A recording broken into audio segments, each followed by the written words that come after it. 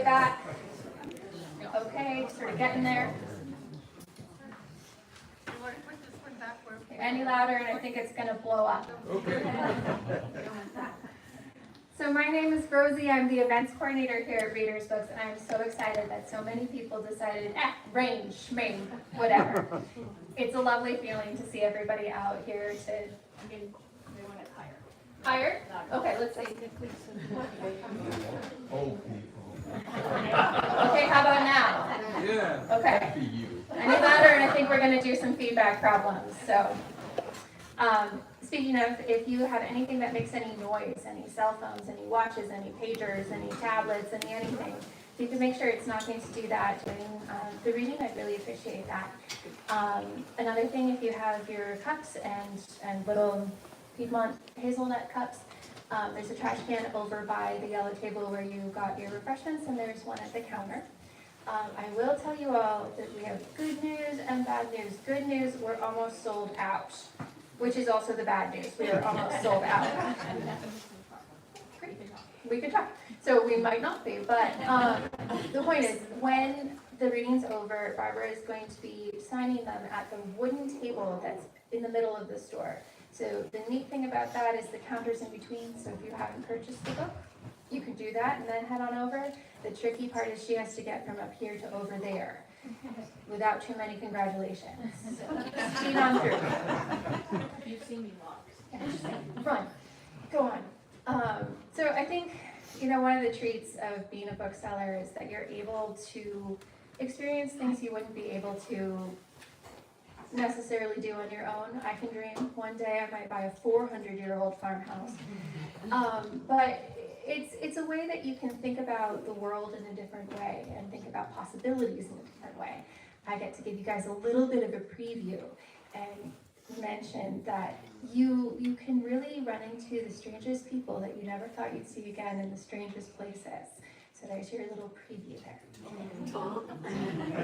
You're very welcome. And I do want to thank Tom and Gail for their help in setting this up and for hosting such lovely receptions. If everyone can just give them a big round of thanks.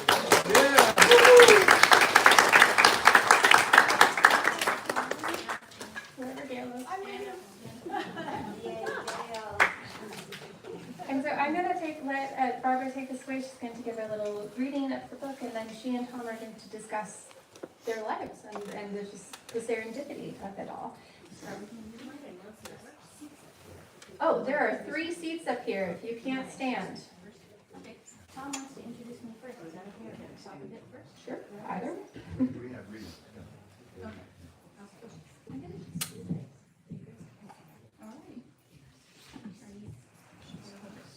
First of all, I want to tell people that there was a reception afterwards just down the street at the community center. Everyone here is invited, and there's a map showing directions. Well, some people may be out of this world, So Barbara is clear from the first pages that pinch me that waking up in a 300-year-old Italian farmhouse that you have strong feelings about Italy, and so do I. I was first there with my friend Dee Cravens. We had the GeoTrek, a student travel company. We took students to Europe, there they are, to Europe, and you too. And we fell in love with Italy, all of Italy. And my wife and I have been just to 20 of the 20 regions. We're still working on the others, all 20 regions. And quite frankly, nothing caught our attention more than Piemonte, where Barbara wrote her book. So I know that, what was it, Barbara? Why don't you tell people what it was to catch your eye and your heart about the area of Piemonte where you live now? The initial, yeah. Well, first of all, thank you. This is really amazing. It's witness for me, so it's not lost on me. Hold the mic up. How hard you've been working, thanks to Tom and Gail again, okay? Am I good? Yes. Okay. Could I just interrupt for 1 moment? I'll shut up, trust me. But I don't know, some of you know this already, but some of you don't. But we ran into Barbara when Ann O'Brien, who lives in Glen Ellen, said you must meet a friend of ours, and she lives 7.2 kilometers away from you in Rodino. And so we met at coffee. Some of you know the story. We met at coffee. After 10 minutes, she turns to me and said, did you ever teach school? I said, yes. Then she said, you were my English teacher 52 years ago at Los Altos High School. Okay? Think of that. Imagine that. 6,300 miles away in a village of less than 2,000 people. We run into one another over coffee at the Enoteca. So sorry about the interruption. My high school English teacher, yeah, it was pretty amazing. I think the stars just lined up for us, so. Backstory. Back to your question, Mr. Jenkins.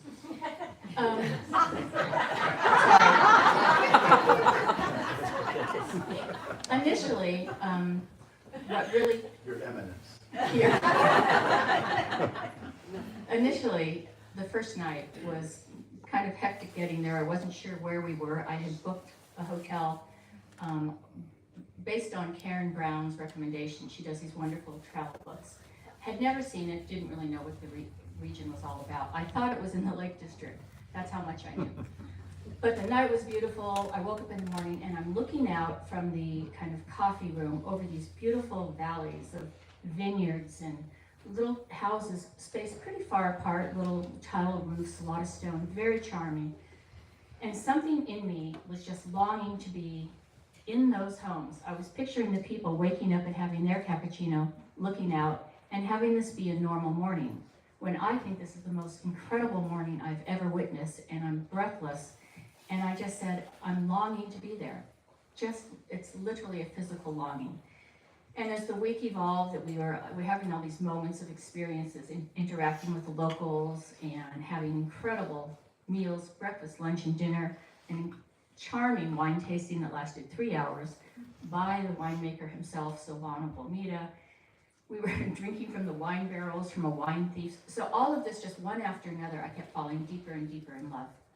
And that was our kind of the week, our first week. And then we went back to San Francisco, which is, as you know, a fabulous place to live. We were newly married. We had a new apartment. We had new friends. It was great. We loved it.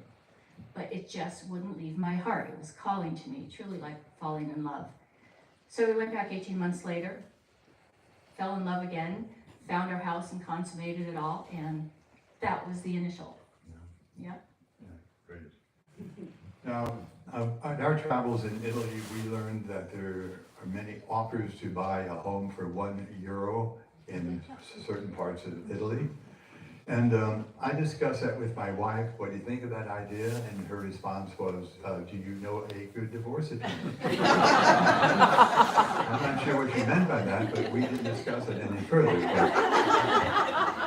And buying a home for €1 in Italy, one is at least getting a basic structure, though perhaps dilapidated, not a 300-year-old farmhouse, that you say, well, you read it on page 54. You describe the farmhouse. An old dilapidated pergola. What on earth possessed Kim and you to ever do such a thing? Hand back the mic, Tom.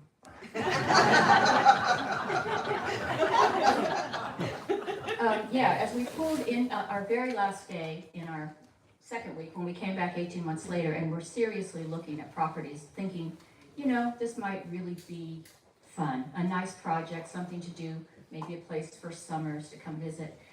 And the day before we were going to leave, our realtors called us and said, I know you haven't liked anything up until now, but there's this one more property, it's kind of interesting.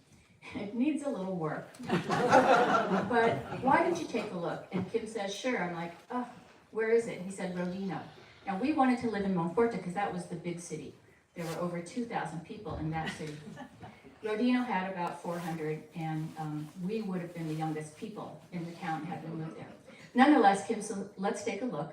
So we get in the car and we drive down leave Montetore to go all the way to Rodino, outside of Rodino, down the hill, the suburbs of Rodino, down this driveway, and we get out of the car and there's this beautiful home, really charming. These mature trees, grass, tile, stone, shutters on the house, and it was for a very low price, not $1, but definitely modest. And I'm like, wow, is that it? And the realtor says, oh no, it's that over there. Literally a falling down stone structure with rusted walls and twigs for a roof and weeds. And I said to Kim, this is it. And he looked at me and says, what are you talking about? Let's at least go look, right? So we go in and we look down, and I'm sitting outside the house looking at the view, this amazing view, rolling hills to the valley of Cuneo, and out in the distance we're surrounded almost 360 by the Alps, with little snow-topped Alps everywhere, and Monviso in the distance, a 12,000-foot peak. And I said to myself, I could sit here the rest of my days and be a happy person. It all came full circle. Meanwhile, Kim's in the house, tramping around, looking at the mud and the muck, but discovers underneath the house a wine cave. He's like, oh boy. So he's in love with the wine cave, I'm in love with the view, and we said, let's do it. And we made an offer that night, full price. We did negotiate with our next door neighbors, who are the nicest people on the planet, the best next door neighbors. We asked, we can't come back and forth and stay at hotels, this is not affordable. Would you have a room we could rent? And they said, well, actually we have a little apartment attached that had been for her father before he passed away, for €100 a week. We signed the deal along with the house, and that was it. So. That's amazing. You mentioned in repeated incidents that there's something that is authentic about the area. What do you mean by authentic, the way you use it? The way I say it.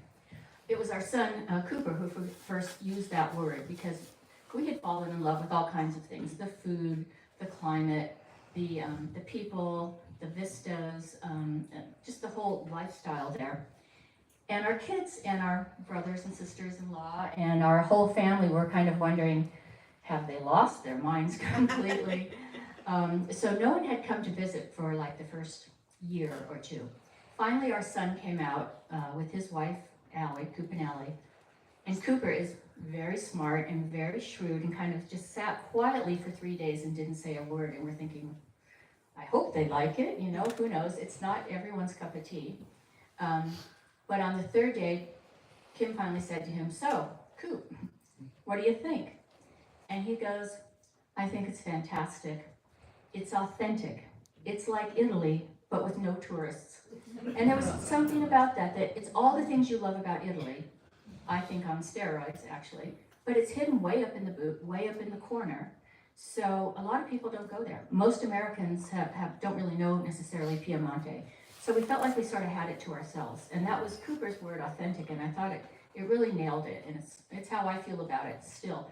We're getting a little bit more Americans. You hear English a little bit more than you used to, but it's still pretty untrampled, compared to maybe Cinque Until your Terre. book. Oh. Well, I really don't think that'll make a huge difference in it, but I couldn't help myself. Even Kim joked saying, should we do this book? Because I don't know. I just think the people would love a little bit more tourism. We don't want tons, we don't want to be trampled, but it's a beautiful place, and I just had to share it with everybody. When I first started writing, it was a blog. And it was just for me to share with people at home, to be connected when I was so far away. And then it evolved into the book. So it's really not an advertisement for Piemonte, but thank you for suggesting that. Let me ask, did you ever encounter any resentment from people who looked at these Americans moving into the little village of Ordino or Monforte? Did you ever get a sense of resentment or indifference? Well, you're looking at Steve and Nancy DiMartini, among others, who are in the fifth row. There was a house that had been there before us that 4 or 5 families sort of made into a timeshare. And they would come for weeks at a time and took turns throughout the season. And they happened to be incredibly nice people and extraordinary neighbors. And they would send these cute Christmas cards every year to all the vendors and sign at the Pisani. And they made a real point in reaching out and being kind and really paving the way for us. So we have them to thank for their really welcoming graciousness from the get-go. Also, the Italians, unlike some other countries in Europe, happen to love Americans. Not everybody does, you know, and sometimes you see American tourists and you're sort of like, oh boy, they're a little noisy. But the Italians forgive us all of our flaws. Kim and I have been awkward doing the wrong things and all that, and they don't care. They just, oh, they're Americans. They remember the Allies saving them in World War II from fascism, and so they are really predisposed to be very gracious and kind. So Kim and I didn't earn it or deserve it, but no, they never were resentful that I've known. Kim, did you ever feel that? Oh, just the opposite. I mean, everybody's been incredibly gracious, and they're very pleased that we took the time to repair a home in their community. And we did it, we tried to keep it in the same vernacular as it always was. With respect to the homes in the area, we didn't make it a, you know, American monstrosity or anything. We did our best to respect, for the most part, what the house had been. So we were lucky, thanks to you guys and your buddies in La Bettola, and certainly the World War II veterans who helped them in a tough time. Well, Gail and I encountered the same experience we moved into a little enclave and where we were really, to my surprise, really welcomed. In fact, the first New Year's Eve there, we were invited to a party. One person in the party spoke limited English. No one else did. We had a great party. Well, you taught me so much. But let's talk about other experience. Maybe you can read it from the book about the markets in Italy. You know, all the supermarkets, you know, they don't have box boys or girls. They don't have people fetching shopping carts. They have a unique way of gathering together vegetables. But why don't you talk about not just the stores, which are pretty unique, but also the farmers markets in the area? Okay. So I may need help with my hands here, but I think for right now, I think I'm okay. Okay, that would be great. I wish I had a stronger voice, everybody, sorry. What page is it so we can follow? 85. I'm gonna skip around now. I can help you. You know, it's funny, this is like my 10th kind of reading. It's been a really fun month. And I don't necessarily think, oh, people want to hear Barbara Boyle read from her book, but I find when I read, people kind of like zoning out and being read to. We sort of go into our school mode and sort of enjoy a little escape. So thank you for bearing with us here. So this is about shopping and the day-to-day things that we do. Every Monday morning in Montetore, there's the mercato, the outdoor market, rain or shine. It's fairly small, but it has 3 or 4 interesting fruit and vegetable stands at which no single armful of produce ever seems to amount to more than a couple of euros. At the heart of the market is an admirably stocked cheese truck, run by a gregarious family that willingly works with my husband as he practices his Italian on them. 2 etti parmesan stagionata e un mezzo chilo di prosciutto cotto, per favore.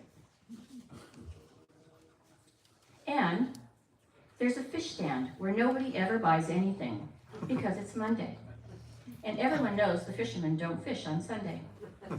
And then there's the guy who sells spit-roasted chicken in short, fat French fries, whose provocative aromas make you salivate, and the idea of eating a bag of hot fries at 10 in the morning suddenly sounds sensible. Everything is fresh and true and in season, apart from the bananas and an occasional pineapple. It's all grown and raised nearby. The etiquette is to never touch the produce. That would be rude to the customers that follow. Instead, you point, tell the seller how much you would like, and he or she picks the best ones for you and puts them in a little brown sack. By contrast, in a large Italian supermarket, the produce rules are quite different. You put on plastic gloves to protect the food. Gently select your own fruit and vegetables, weigh them, put them in a paper bag, then place the ticket with the weight and price on the bag before putting them in your cart. If you forget to do this, I happen to know, you arrive at checkout. The checkout person raises her eyebrows at you, and everyone in line behind you frowns at you while she clicks her heels, walking all the way back to the fruit and vegetable section of the store to weigh and mark the fruit for you. This is not a pleasant moment in your day, nor in the day of the people behind you. Fortunately, in the outdoor markets, there's no danger of this happening. So, that's just typical. That's how we shop. That's how we get our food. Yes? Like this? We made the same mistake once or twice, so we know the feeling and the glares that we get. But let me ask you, I understand that you and, well, I know, I've seen it, you and Kim have a little vineyard on your property. Do you make wine? That's a good question. Kim, after we built this house and we were all settling in and life was really nice and easy, said to me one morning, "I'm going to make wine." I said, "Okay, you don't know anything about wine." It wasn't even a big wine drinker. He liked his beer and liked wine. But he says, "I bought a book." So he was going to go and build a vineyard. And in a way of sort of understanding and out of respect for the industry that, you know, is the heartbeat of our region, he decided to plant a vineyard in our backyard under the cherry tree, which has now been chopped down. And put in 75 plants, Kim? 70 plants. We make about 120 bottles a year now for 5-6 years. Something like that. And what does he call the wine? He calls it, it's a Barbera grape, so he calls it Barbera di Barbara. Is that the sweetest thing you've ever heard? So we do. Now the question is, we don't sell it because it's been made for fun, but we might in the future. There's a discussion going on about maybe making it a legitimate operation. But I think the wine is actually pretty good. I'm pretty amazed and certainly honored. So. Okay, now I know that you attended culinary schools both in Paris and in New York, and I see that you have presented some 15 recipes in Pinch Me. I've gained 8 to 9 pounds just reading the recipes. That's all right. I'll gain them when I get back to Italy anyway. Did you discover these recipes in culinary school or in restaurants in Piemonte? And what do you think of Piemontese cuisine? That's kind of you to bring up. Yes, I went for a whole week to the Le Cordon Bleu in Paris, which was a kind of life-changing thing. I learned how to cut an onion, and I learned what I didn't know, really. I thought, oh, I'm a pretty good cook, and you go there for a week and go, oh, okay, I need a lot to learn. So I went back in New York and did a 7-month professional program at the Culinary Institute, no, the New York Culinary Cooking School. They keep changing the name. And that was exciting. You know, I worked 3 nights a week for 7 hours in addition to my day job. So I know French food, and they all say French cuisine is the basis of all cuisine. I don't know that that's true, but that's what they've told us. And I didn't think much about Italian cuisine. But part of what I loved, we were looking at northern France as a possibility to move, and also, southern France or northern Italy. And the food there is good, but it's heavy. A lot of times, even in southern France, where it's a little more Provençal, a little more garlic and onions, not as much butter and cream. But when I came to northern Italy, the food was so good, and it's very clean. You know, typically there's 3 ingredients in every dish, but each ingredient is incredible. Incredible olive oil, perfect tomatoes, better salt than we're used to, lusty anchovies, capers. No matter what's in it is exquisite, and it makes it delicious and cleaner. And unlike, I don't know, some people, when I go home back to Italy, I lose 5 pounds. I've gained 5 pounds in the 6 months that I've been here. I go there because it's simple, clean, and I love it. It's a simpler cuisine, really, to prepare and to eat, and I enjoy it a lot. That's a big draw for us, at least for me. We grill a lot too. When Kim's there, we'll grill something, and then I might put a bagnetto verde on top. And the recipes in the book, for the most part, are ones that I've discovered in Italy as we go about our day. Meeting people, we learn pasta alla norma, which is an incredible dish, but only at the right time of year, only when the eggplant and the tomatoes are super good. Or a bagnetto verde we have all the time. We put that on our steaks and chicken. So I do that when it's seasonal.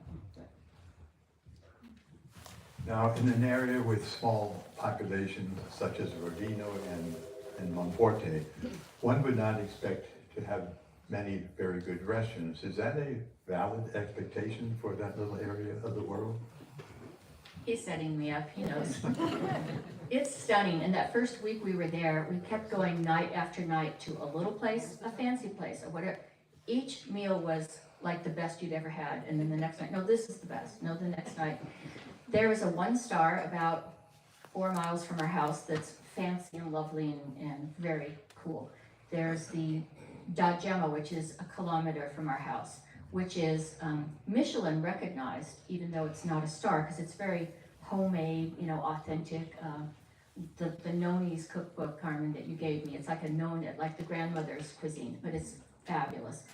Half a dozen more like that within like 2 miles of our house. So the restaurants are incredible. It's a gastro-tourism, what do you call it, Kim? Gastro-tourism. Yeah, it's a gastro-tourism region for Northern Europeans. They come down to Italy, the weather's a little warmer, and they come for the wine, which is exquisite. The Barolo wine is from that region. And actually, I just read today that Italy makes more wine than any country on earth, which is kind of amazing. Who knew? And their Barolo wine is maybe the best wine in all of Italy. And so the food goes with it. They're fantastic. It's simple and delicious, but amazing. And you know that. You know. Oh, yeah, I know that. But explain or describe the little communes, as we call them. Monforte is one of the 11 Nebbiolo communes, including Barolo. Everyone knows Barolo, which is 422 feet below Monforte. And also tell them about the other, north of Alba, wonderful little town of Alba, which has everything, and the other region everyone knows about is Barbaresco. Briefly tell them about Memoir, Serralunga, and those kind of places. Yeah, those are all just beautiful little hill towns, all surrounded by vineyards, all with incredible, some very famous world-class wineries, some kind of up-and-coming families making it, you know, on their own, and all just fantastic wine tasting, very good wine. It goes on forever. It's incredible. Take a moment and tell us about some of the people whom you met in Monforte and Rodino, and how they have affected and influenced your lives. Now, this may take a long time for you to answer this. Apart from you and Gail. I'm just going to mention one, and it's going to be hard. Her name was Nicoletta. Right? You know. Nicoletta ran the trattoria, it's called Trattoria Amicizia, right in Rodino. So we met her fairly early on, not the first day, not the first month, but one day we're driving through town and Kim says, let's try the Trattoria Amicizia for lunch. And I'd been eating too much, I didn't feel great, and I went in there and I said, you know, I'm just gonna watch you eat, which sometimes Kim and I do, we go out and I watch him eat. And he ordered the workers' lunch, which is like a $7 or $12 meal where they bring 3 courses and coffee and dessert and a glass of wine. And Nicoletta comes in, she's, I don't know, 4 inches shorter than me, and big green eyes, and I said, I'm just not gonna eat. She's like, really? How about just some veal and Barolo sauce? And I said, no, I really couldn't, thank you. She goes, would you like some pasta? I said, I really couldn't. And then I said, you know, I'm not feeling great, there's not much I can eat. And she says, she pulls up a chair and sits down and says, well, tell me what you can eat. So I'm like, well, I don't know, do you have chicken? And of course, you never find chicken in Piemonte. They don't eat it, they don't know why we eat it. It's like oats. Like, why would you eat a chicken? So she didn't have chicken. But then I said, well, maybe cheese? Cheese. So she had tomato, cheese, and Parmesan. So she puts together this little plate for me with cheeses and some bread and some sweet and sour peppers that she had roasted. And she was so excited that she got me to eat. It was like a little mom trying to get her 4-year-old. That's sort of how I am. And from then on, I realized that's what it's about. It isn't about showing off your fancy skills in a culinary way. It's about making people happy and feeding them. And that was Nicoletta. And her trattoria was called Amicizia, which means friendship, which is just who she was. Kim would walk in and she'd go, Kim! She'd call because her arms would go up, and then she'd tease him and she'd tease me, and she was fantastic. We fell in love with her 2 twins, and her husband. Her husband and she split up the last year or so that we were there before I got sick. And then I had to go home for a year to be treated for cancer. And when I came back, she said, yeah, they were divorced, she and her husband, but we decided that's okay, we'll get each other through it. And so for the next year or two, and all through COVID, she was just my touchstone. She was so much fun and the best cook. We go at least once a week to eat in her trattoria. And shortly after COVID, she contracted the same cancer I had and was gone within 6 months. So that was like a big chunk of our heart being taken out. That was a really tough one, and we haven't quite gotten over it yet. Her twins are 14, 12 now, so they've inherited the trattoria, but they're not old enough to do anything with it, so it just sort of sits there fallow, and it breaks my heart every day. We'll move on, people move on, but it's she's just one of the hundreds of people that we've come in contact with that have moved us greatly. She was really special. It's who the book's dedicated to if you look at the first page. But. Kim told me earlier that he is interested in entering the restaurant business.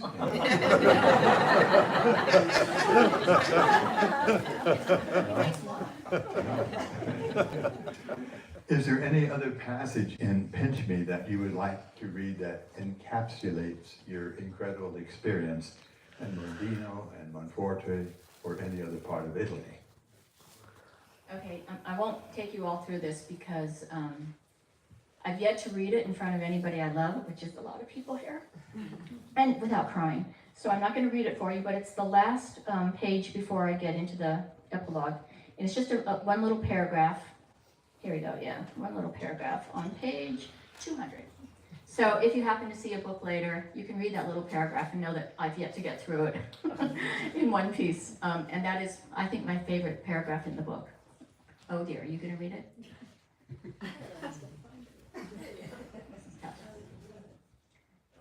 Okay.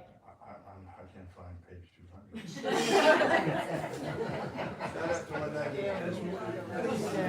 200. Just before 202, right after 1. Want me to read it? You want it?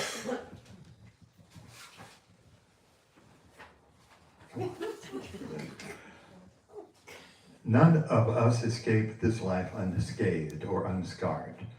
None of us make the long life journey without heartache, or loss. It is not that bad.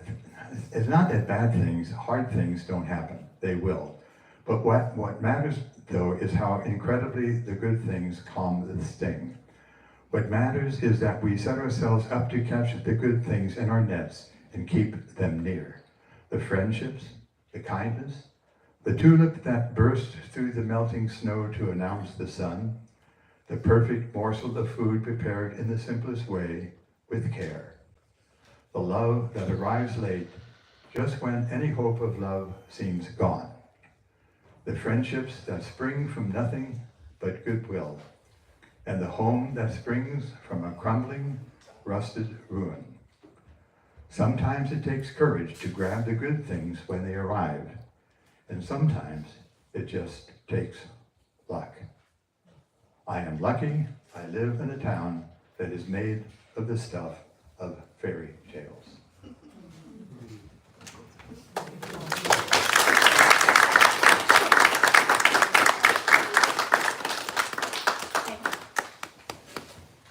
Oh, I'm exhausted.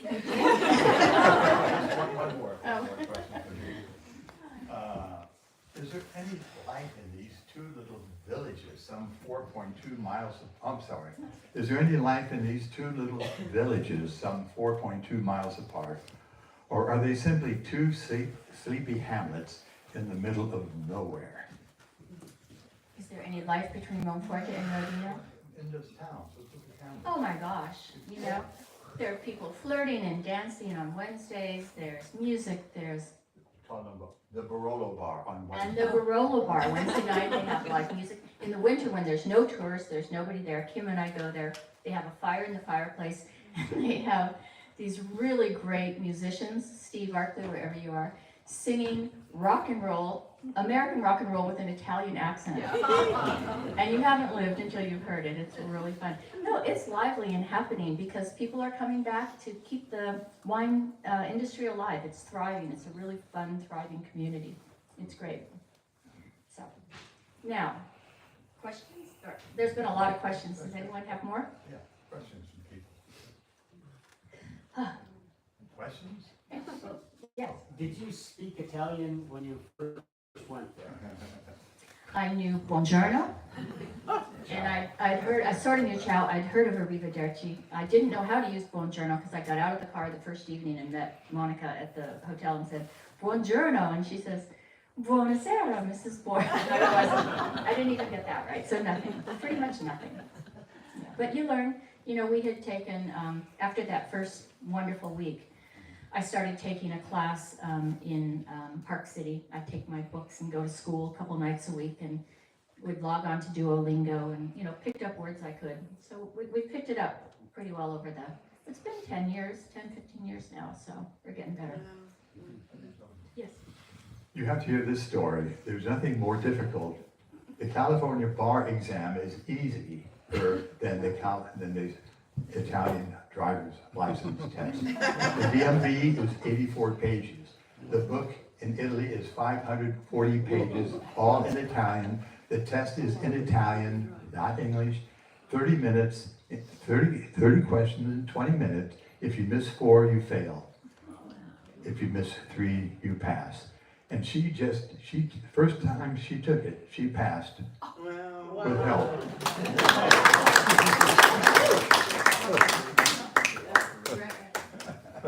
I mean, this gives you another sense of how nice the people are. I mean, I was studying, I was nearly sick. I was so nervous going into this, the written test. Actually, the practical came later. I've been driving for 50 years, right? And here I'm taking a driver's test. And I get through it, and I think it's okay, and I'm on the last question, and I'm just not sure. There's a word I'd never seen before, and it was the word for whole, but I knew buco, but I didn't know this particular word. And these poor people giving the test to me and about 50, 16-year-old boys and girls, and poor American grandmother looking, just shaking like this. And I finally raised my hand, and I said, they go, do you have a problem? I said, I don't understand. And in Italian, they explained that the hole was for the carburetor, and it had to do with emissions or something. And I'm like, do you want to do something to make the air cleaner? And I'm thinking, okay, so that's probably vero. And I said, yeah, so vero. They go, no, it's falso. It's falso. And they gave me the answer to the test. Oh my God, that's so illegal. Had I put in vero instead of falso, I'd still be struggling to this day, I'm sure, to pass that damn test. But I passed, and the waiting afterwards, they read out the maybe 40% of the people who passed. I'm sitting there, and they read my name like the second time, and I went, and I burst into tears, and I go over to him, and he goes, why are you crying? I thought you did well. I said, no, I passed. He's like, oh, for God's sake, Barbara. My wife, Gail, who is studying Italian, and she, by the way, last April became a full-fledged Italian citizen. So she can go to Italy whenever she wants, and she can have me tag along as long as she wants. So she took the test, and with very little understanding of the Italian language, which is difficult, declensions, conjugations.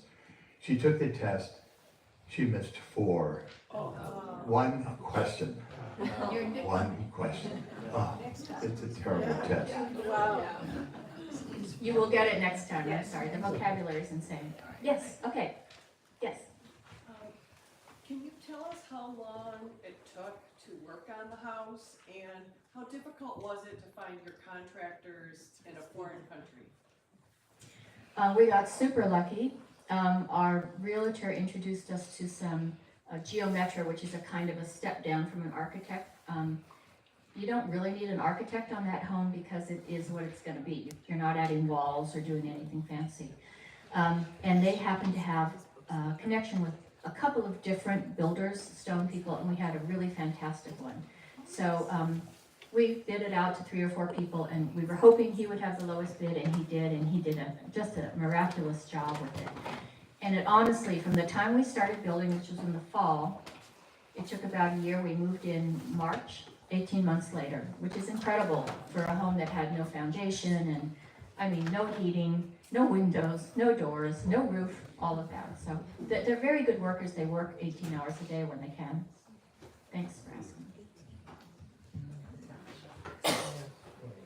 Yes, oh, Steve, DiMartini. So, having passed the driver's license test, are you now required to disregard speed limits? Park wherever you want? And You mean the way the everything? Italians? It used to kill me because we're driving along and these people would be zooming by or back and forth and driving off the road. I'm going, how did they pass the test, for God's sake? Why can't I? So I do my best to drive like an Italian. You've driven with me, I guess. No, I'm a pretty careful driver. I'm scared to be, in any kind of altercation there. Kim does most of the driving, and he's fortunately an excellent driver.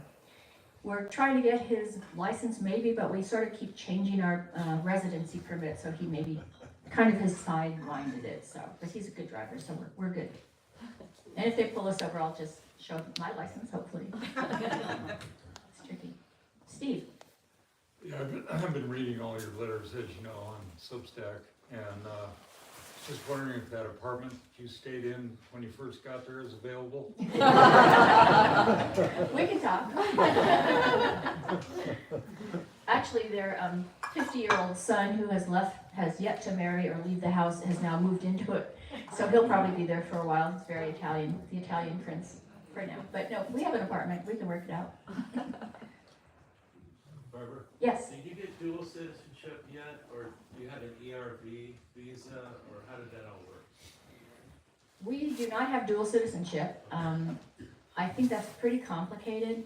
We have a permesso di soggiorno, which allows us to stay for 2 years at a time.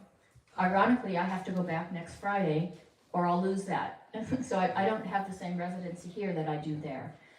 So you can't be gone for more than 6 months. But we can stay for 2 years at a pop, and it seems like we're this continuous renewal, because it takes about 6 months to get it, and then about another 3 months for it to show up in the mail, and by the time you have it, it's time to start the next 2 years, so it's interesting, it's amusing. Yeah. I've been driving to Italy with VW buses since 1979, and if I choose residency, then I have 1 year in which to pass the test. Right, Kim? Yeah. Yes. And so, since I can go and come as long as Gail is willing to have me tag along, I ain't going to get residency until I pass that test, because then I have 1 year to pass it. Now, Gail, unfortunately, cannot drive, so I have to drive. But I really enjoy driving in Italy. I really do. They get a little close. I really do. You know what they're going to do. French are really good drivers, and they're very smart. Italians are good drivers. They're a little crazy. The Americans are not the best drivers. You know what they're going to do in Italy to get to the right side as you're passing. Use your directional signals and try to get as close as you can to the car in front of you. They're friendly countries. So. Yes. I had a question. What did you find to be the most challenging to live there? I'm wondering if things like property ownership, title, some countries are an absolute nightmare to get clear title. What did you find to be challenging for changing your residency or spending as much time as you do there? Yeah, it's a great question. The only thing that I really struggle with, and maybe you, because you bought one too, so maybe some of you have been there, it's very, very bureaucratic.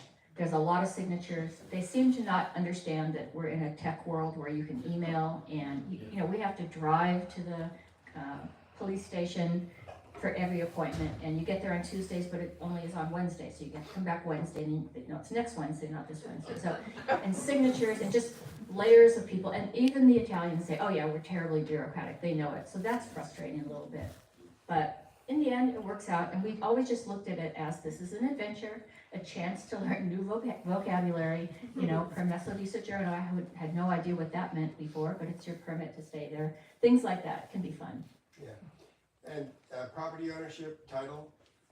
Piece of cake, one day, right? You too. Yeah. Well organized.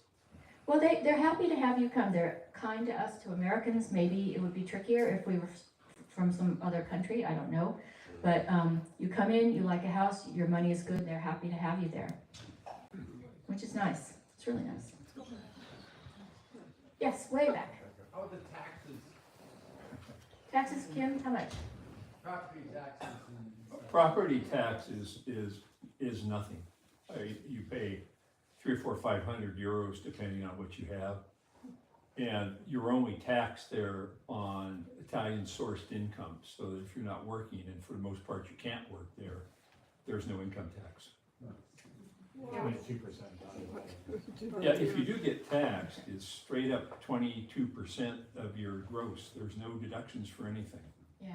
We have a little Airbnb that I think Steve will be moving into soon, attached to our house, just because it was a kind of an extra room. We made it into a little upstairs, downstairs for couples, very small apartment. And we have to pay, we declare what we've earned on that, and we pay income tax on that, which is, you know, 20,000 a year or something in a good summer. So it's really good, and the food is insanely cheap. Literally, armloads of vegetables are like 5 and 6 euros. You go out to a good restaurant, not a real fancy one, but a good one, might be 40 euros a person, maybe less. Sometimes, you know, it's delicious, and it's a really good place to live day to day. You know, gas and oil are through the roof, of course. They're very expensive, but we try and minimize that. On our last night there, before we came back to the States in January, we had dinner at Gemma's place in Rodino. Oh. Okay. There were 13 courses, 3 appetizers, 3 first courses, 2 second courses, and 3 desserts. Well, I said, I'm not gonna have 3 desserts. Well, yeah, I'll select one. He got them anyway. And when you finish a plate, they come back, would you like more? But it wasn't cheap. We paid, what was it, Gail, per person for dinner that night? I think it's about 35 euros Yeah, a it's person. gone up to 35. It's 35 euros for 11 courses, but the wine cost, At least. no, it was, we paid 10 euros for a bottle of wine, and if you want more, here's more. It's incredible. And if you have any more questions about housing, ask Anne, who introduced us, who put us together, and she just bought a place near Asti, and she has never invited us there, but it's not Gail, it's me. No, but she took about 1.5 years, right, to refurbish it. So 1 year. So she did quite a job on it. So if you have questions about how you buy a house, how you fix up a house, the bureaucracy is a little daunting, and mine's stunning, but it's worth it.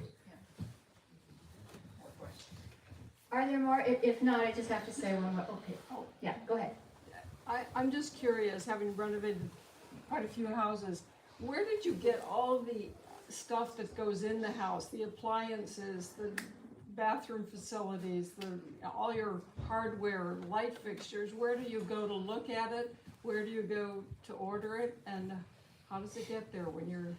That was my biggest concern, and you know, it was daunting, really, because there is no Bed Bath & Beyond, there's no Lowe's, there's no, you know, friendly hardware store. The hardware stores are there, but they sell really practical things.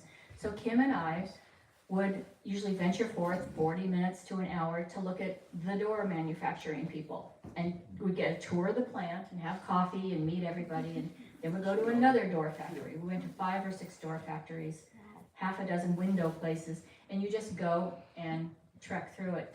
In terms of things like, I still don't know where to buy beds. We finally just shipped our bed over because it was too tricky.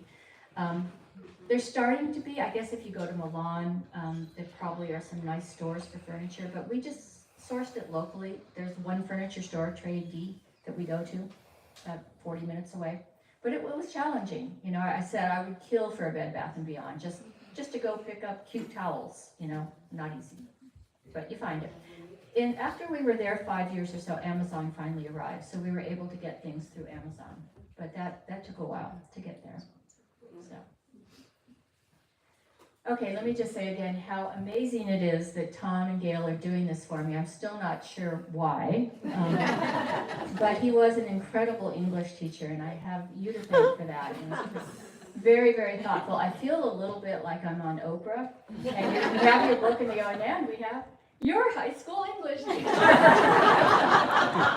There he is. You know, it's really wonderful. Thank you. I was not the teacher, I was just the guy in the front of the classroom that they called a teacher. I taught her very little, if anything. But despite having me as a teacher, she became a prolific writer, and your use of imagery in that book is on a par with Robert Frost, and I can't say anything higher than that about anyone's use of imagery. Okay.